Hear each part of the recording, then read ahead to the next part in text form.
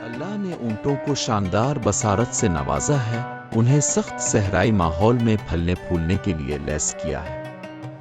اونٹ کی سب سے متاثر کن خصوصیات میں سے ایک اس کی آنکھوں کا غیر معمولی ڈھانچہ ہے، جو ایک تیسری پلک پر فخر کرتی ہے، جسے نکٹیٹن میمبرین کہا جاتا ہے، جس سے اونٹوں کو ریت کے شدید طوفان کے دوران واضح طور پر دیکھنے کی اجازت ملتی ہے۔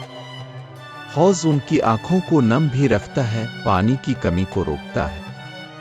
اونٹوں کی آنکھیں ان کے سر کے اطراف میں لگائی جاتی ہیں، جو وسیع پردی نقطہ نظر فراہم کرتی ہیں اور انہیں ممکنہ خطرات کا پتہ لگانے کے قابل بناتی ہیں۔ خصوصیات کا یہ منفرد امتزاج اس بات کو یقینی بناتا ہے کہ اونٹ سخت ترین صحرائی حالات میں بے مثال بصری وضاحت کے ساتھ تشریف لے جا سکتے ہیں، جو اللہ کی تخلیق کی ناقابل یقین حکمت اور درستگی کو ظاہر کرتے ہیں۔ اسے صحرا کا جہاز بھی کہتے ہیں۔ اونٹوں کی دو اقسام ہیں، ایک عربی اور دوسری بختیاری۔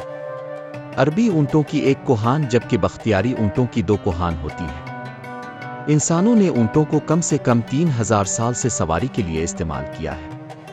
اونٹوں کو ریگستان پار کرنے کے لیے بہترین سواری سمجھی جاتی ہے۔